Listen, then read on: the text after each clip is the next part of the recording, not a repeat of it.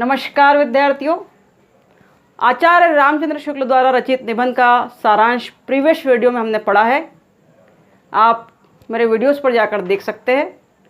आज हम देख रहे हैं आचार्य रामचंद्र शुक्ल द्वारा रचित उत्साह निबंध का पार्ट 2, जिसमें महत्वपूर्ण परीक्षा उपयोगी ऑब्जेक्टिव्स प्रश्न पर हम बात कर रहे हैं।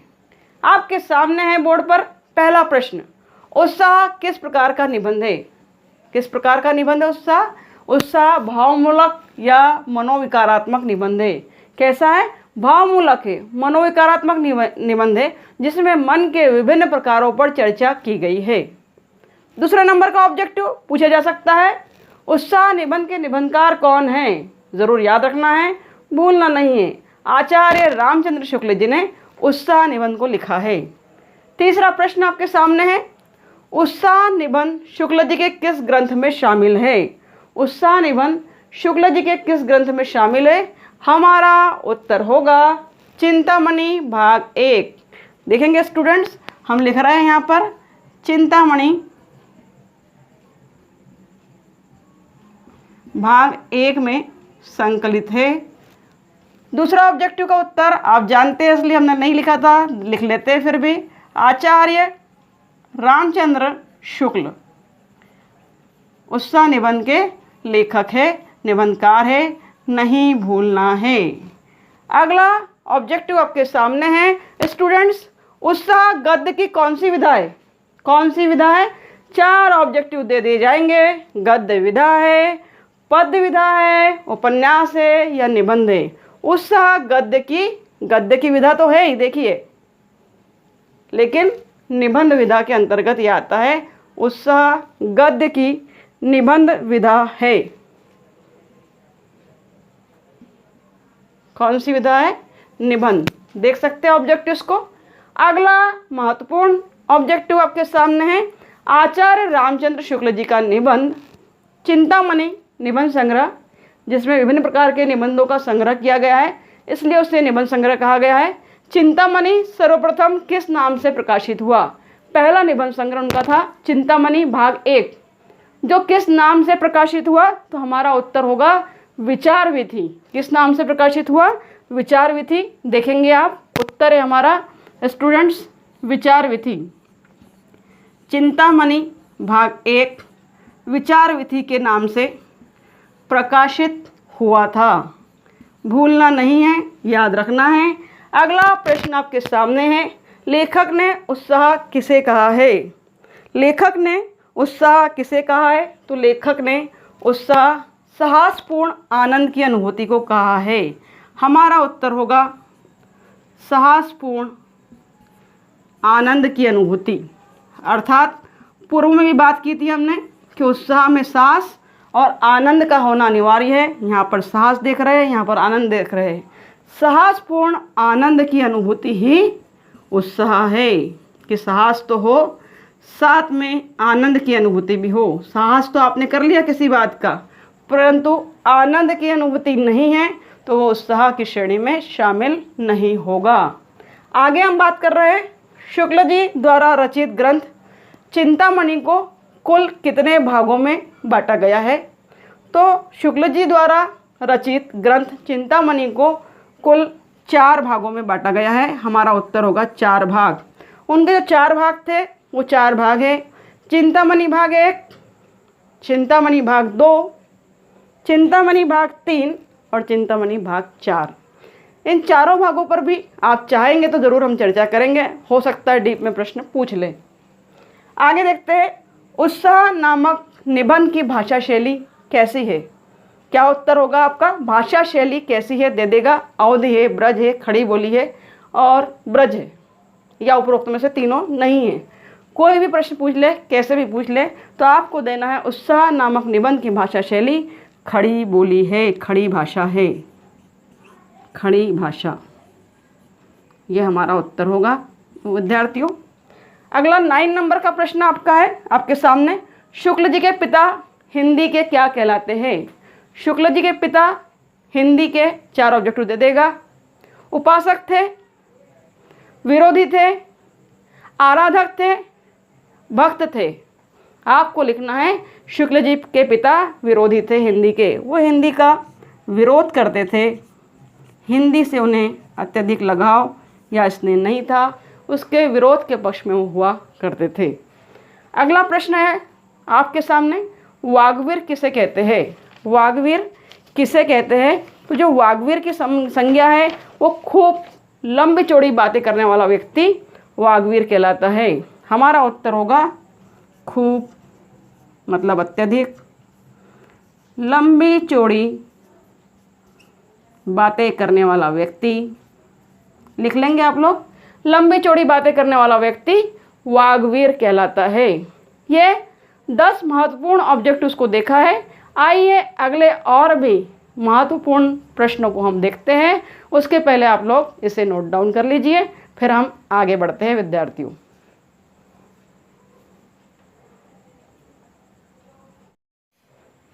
हाँ स्टूडेंट्स, हम लोग उत्साह निबंध को देख रहे थे।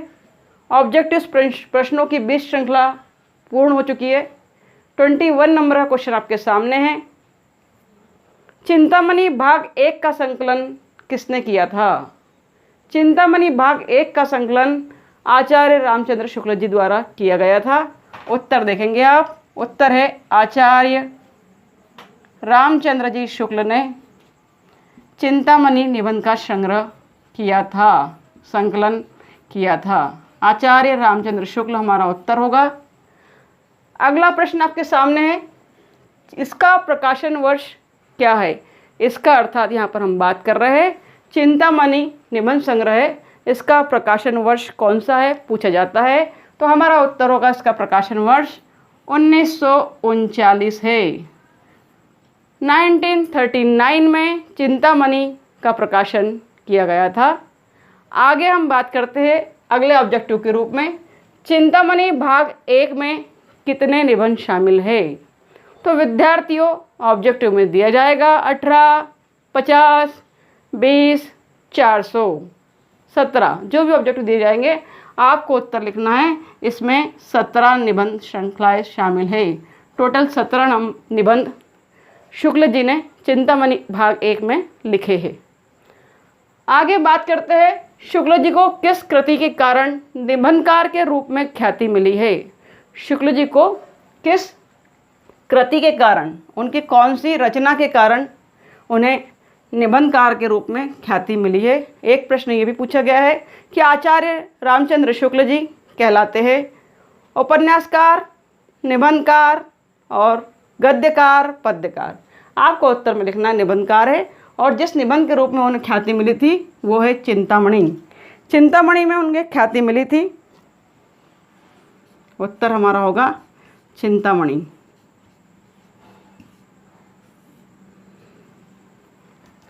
उत्साह की अभिव्यक्ति आप देख रहे हैं डैश डैश डैश फिलअप दिया है, होती है, खालिस्तान दिया है।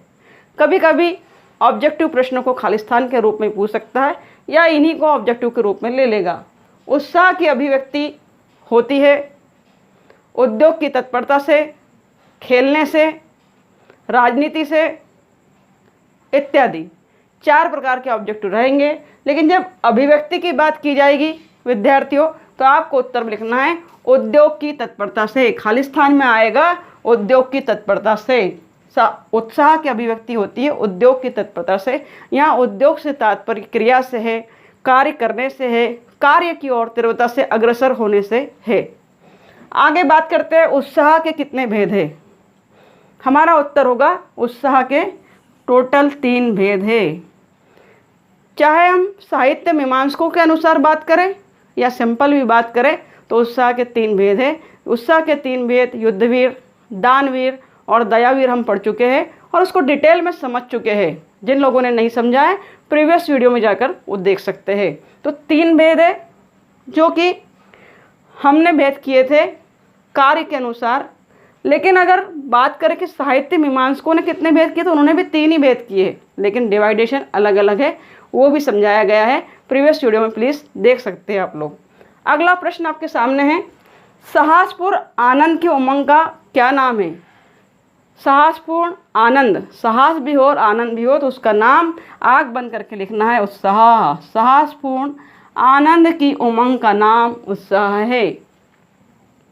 उत्साह की गिनती अच्छे बुरे दोनों गुणों में होती है। उत्साह की गिनती अच्छे और बुरे दोनों गुणों में होती है, यह कथन है। 4 ऑब्जेक्टिव दे देगा।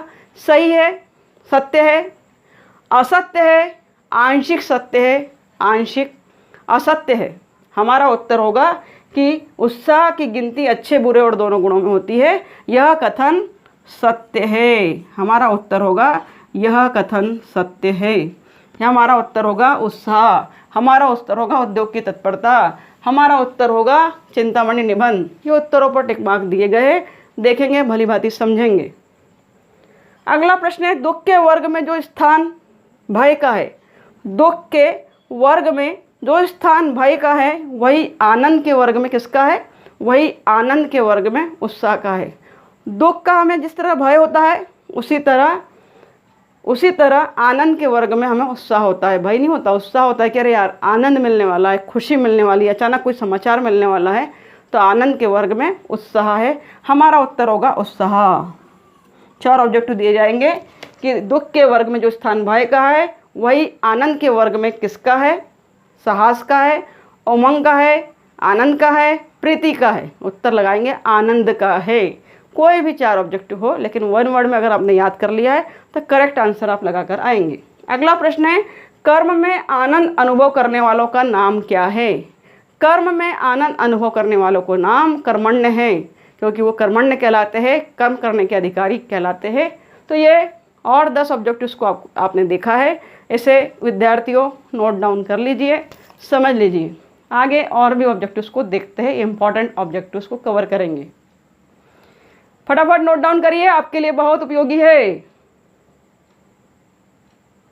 देखते हैं उत्साह निबंध से और भी महत्वपूर्ण ऑब्जेक्टिव्स को। नंबर 1 पर आप देख रहे हैं पुनः, हिंदी संसार में किस लेखक को आलोचक सम्राट कहा जाता है? हिंदी संसार में किस लेखक को आलोचक सम्राट? याद रखेंगे तो हमारे आलोचक सम्राट जो कहलाते हैं वो आलोचक सम्राट, उत्तर में लिखेंगे आचार्य रामचंद्र शुक्ल जी। उत्तर लिख लेंगे स्टूडेंट्स, आचार्य रामचंद्र शुक्ल जी। अगला प्रश्न आपके सामने है जो कि एग्जाम के पॉइंट ऑफ व्यू से बहुत ही आईएमपी है, वेरी वेरी आईएमपी है। उत्साह निबंध में लेखक ने किस प्रसिद्ध नाटक का उदाहरण दिया है? उत्साह निबंध में लेखक ने मुद्रा राक्षस, जो कि संस्कृत में लिखा गया है, संस्कृत भाषा में, उस नाटक का उदाहरण दिया है। मोस्ट आईएमपी क्वेश्चन है, नोट डाउन जरूर करिए। अगला प्रश्न है, कौन सी भावना उत्साह उत्पन्न करती है? डेफिनेटली कर्म भावना ही उत्साह उत्पन्न करती है। कर्म करने की भावना, क्रिया करने की भावना, उद्योग करने की भावना, कार्य करने की भावना ही हमारे अंदर उत्साह उत्पन्न करती है। तो कौन सी भावना उत्साह उत्पन्न करती है? उत्तर हमारा होगा कर्म भावना। अर्थ त्याग के साहस के कारण होने वाले कष्ट को सहन करने की क्षमता रखने वाला व्यक्ति क्या कहलाता है? पूर्व में हम पढ़ चुके हैं, अर्थ त्याग को करता है और शारीरिक कष्ट स्वयं झेलता है, ऐसा व्यक्ति हमारा कहलाता है दानवीर, जो अर्थ त्याग करने के लिए तत्पर होता है और खुद भी अपने जीवन निर्वाह में कष्ट सहन करता है। इस तरह ऑब्जेक्टिव आएगा तो उस प्रकार का व्यक्ति क्या कहलाता है? दानवीर, दयावीर, युद्धवीर, बुद्धवीर, कुछ भी आ सकता है। आपको उत्तर लिखना है दानवीर। हिंदी निबंध का उत्कर्ष काल है। अगला प्रश्न पूछे गए, हिंदी निबंध का उत्कर्ष काल है भारतेंदु युग, अरविंदो युग, शुक्ल युग, इनमें से कोई नहीं। आपको उत्तर लिखना है शुक्ल युग। हिंदी निबंध का उत्कर्ष काल है शुक्ल युग। और अंतिम प्रश्न आपके सामने है, भली भांति नोट डाउन कर लीजिएगा। इनमें से ललित निबंधकार नहीं है। दे देगा 4 ऑब्जेक्टिव। अगर आपको ललित निबंधकार पता है कि कौन कौन से है, ज़रूर पढ़कर जाइएगा, बताया जाएगा आपको डिटेल में, व्याख्या में आगे भी। ललित निबंधकार नहीं है तो अभी हम नहीं है की बात कर रहे हैं। ये प्रश्न बड़ा डिफ़िकल्ट सा आता है स्टूडेंट्स, जब नहीं की बात करते हैं तो हमें पता होना चाहिए कि कौन कितने हैं। जब है पता है तो नहीं है को आप चूज़ कर लेंगे, लेकिन अभी तो आप इसे याद रखिए कि ललित निबंधकार नहीं है आचार्य रामचंद्र शुक्ल जी, ये एक ललित निबंधकार नहीं है। इस प्रकार विद्यार्थियों, ये ऑब्जेक्टिव्स की श्रृंखला पार्ट 2 में समाप्त होती है। और ये वीडियो अगर आपके लिए लाभकारी है तो इसे अपने दोस्तों में शेयर करिए। Thank you very much for watching my video. Thank you.